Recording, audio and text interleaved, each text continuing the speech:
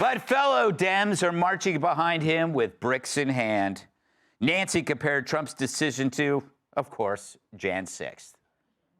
In a bipartisan way, on January 6th, with violence against the Constitution, against the Congress, and against the United States Capitol, we begged the President of the United States to send in the National Guard. He would not do it. That statement is about as authentic as Dylan Mulvaney's landing strip. I don't know if she owned an airport. She owned an airport. Fact is, Pelosi held the Guard back, so Jan 6 could be more chaotic and uglier, which it was. But Republicans are different. Yes, if we held back the National Guard, L.A. would burn to the ground, and perhaps there'd never be another liberal governor or mayor again. But we put people before politics. The Dems, however, just keep the gaslighting train rolling. Right, Maxine? Nobody was shot. Nobody was killed. Get it in your head. Don't think that somehow, because they called out the National Guard, there was violence. There was no violence. I was on the street. I know. Sorry, Maxine. Something was indeed shot and killed, and it landed on your head.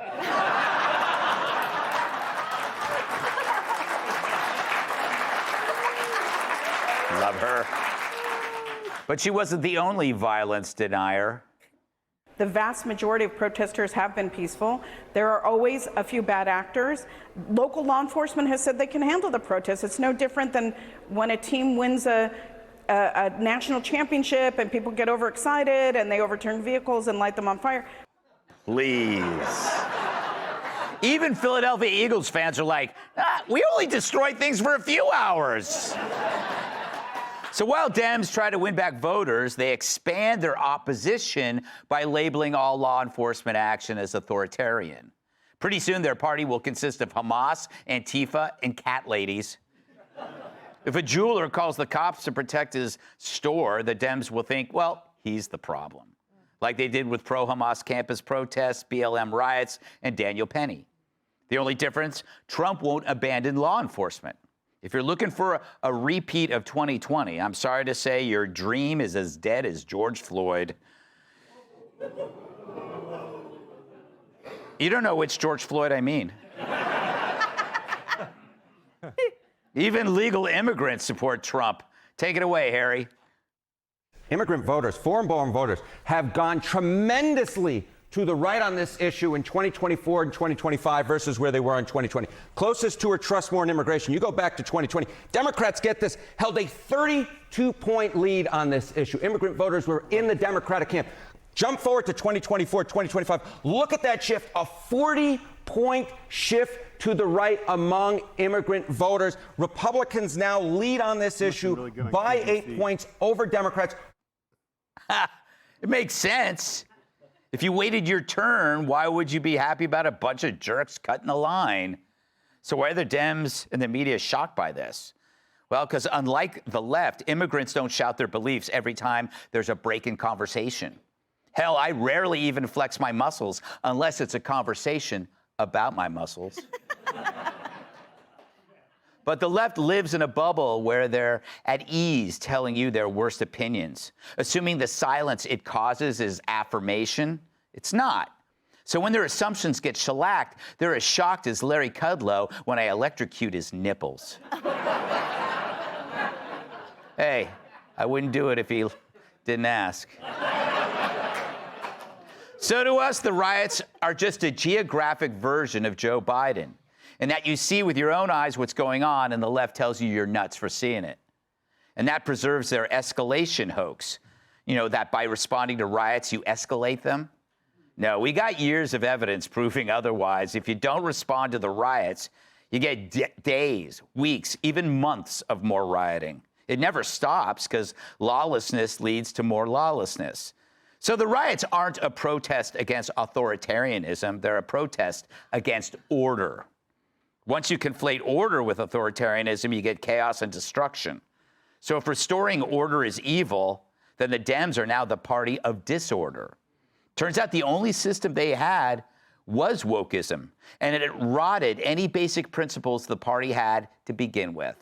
Which is why, like Gavin himself, they're left looking at 2028's hopes going up in flames. And this time, no one is going to help them put it out. Let's welcome tonight's guest. He dresses for the job he wants. Grand Wizard, Fox News contributor Tom Shalhoub. He may have been a personal bodyguard to President Trump, where he once took a Big Mac to the face. Former Special Forces soldier with the British Army, Chris Cragen. She talks so fast, she puts racing stripes on her tonsils. Outnumbered co-host Emily Campagno.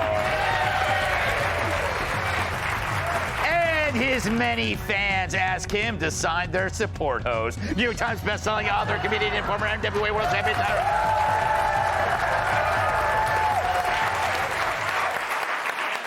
Tom, as the only current living Gavin Newsom impersonator, do you think after this riot fest, he is still an option for 2028? Yeah, he just has to keep, he thinks he's going to charm people over by just kind of agreeing with them. He'll start every sentence, I appreciate that. I appreciate that. They'll make a point. He has people on his podcast. They destroy his point of view. I appreciate that. And I'm going to look at that. I'm going to have a look at that. I can't even believe, so many good things in that monologue, Greg. I love that clip of CNN. I can't believe they have that guy. It's like self-flagellation. Harry Enton. Yes, his name is Harry. Yeah. I love the guy. I mean, he's so excited. They're always making their points. They're always defending the Democrats. Now, let's go to the big board. And he's like, everybody hates the Democrats. He reminds me of that guy. Remember the guy with the question marks all over him? Yes, you can make money off the government. Yes, exactly. It's fantastic. Somebody on CNN was they said it's not illegal to cross the border without documents. And then the right-wing guy on there was like, yes, it is. And they were like, they said, well, it's a misdemeanor. It's a misdemeanor. It's not a felony.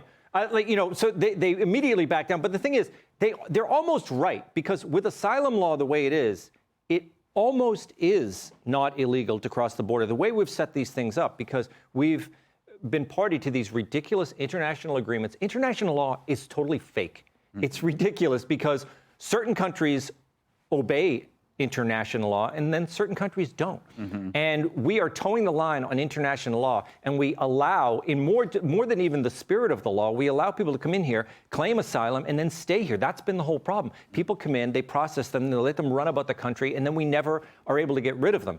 That's what's happening now, and everyone's upset about it, and that's why these riots started. They are rioting because it's all coming to a head. And now they're trying to blame Trump for sending in the troops and stop the rioting. All right, enough out of you. All right. Wow, that never ends. Chris, this is your first time on our show and the first time you've ever been on TV. That's right.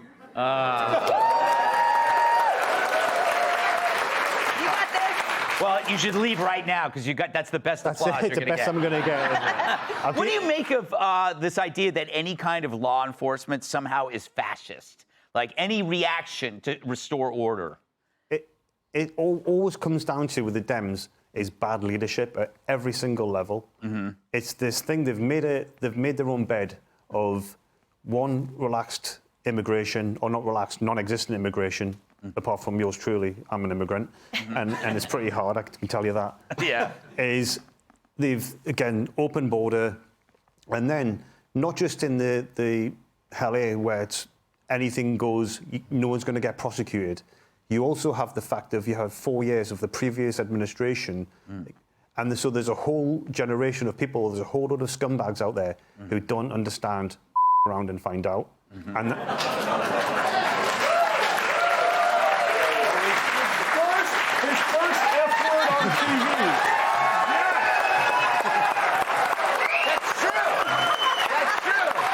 I feel like a proud dad, and he just rode his bicycle off without the training wheels. First time on TV, right, and he says,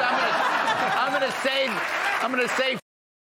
I waited 2 years for that. They said back there I could do it. Someone else said I could do it. It was not me. That's what happened. It always goes back to lawlessness. Yeah. There we go. You know what's interesting, though? What's so funny, Emily? Tyrus. I'm so happy. Thank you. You know what just occurred to me is that, he's an immigrant from England. You don't hear other countries criticizing what Trump's doing because they have the same problem and they want this option. I mean, England's not talking about it. Germany's not talking about it. France certainly isn't talking about it. It's an interesting point that I just brought up, Emily. I hope you find it interesting and respond to it in a way that I see fit. Quite right. Perfect point. But you don't have to answer that. Say whatever you want. Well, I was going to say that it's so rich and ironic that Pelosi just this week is saying that January 6th, acknowledging that it was violent. It was violence against the Constitution, against the United States, against law enforcement, she says. But then what's LA? They're continuing to say that's not violent. And then Maxine Waters comes out just exactly a year ago, June of 2024, called all Trump supporters domestic terrorists and that we should be investigated, but then says the streets are peaceful. Because just today, the DOJ prosecuted a handful of people for throwing Molotov cocktails at law enforcement vehicles. And what I love about this is that the new sheriff in town is one that brings with him a whole cabinet and a whole administration that is saying, if you mess around, you're going to find out. Like, it's not just someone with words That's how anymore. you're supposed to do it. He doesn't know me yet. You did it right. You did it right.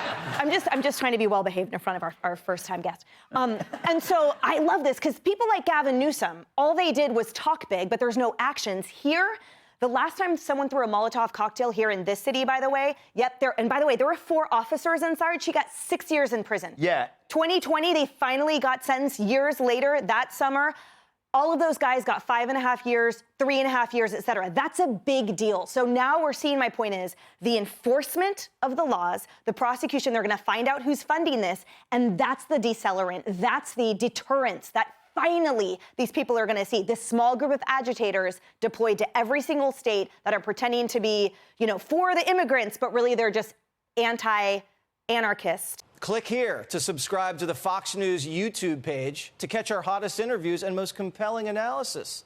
You won't get it anywhere else.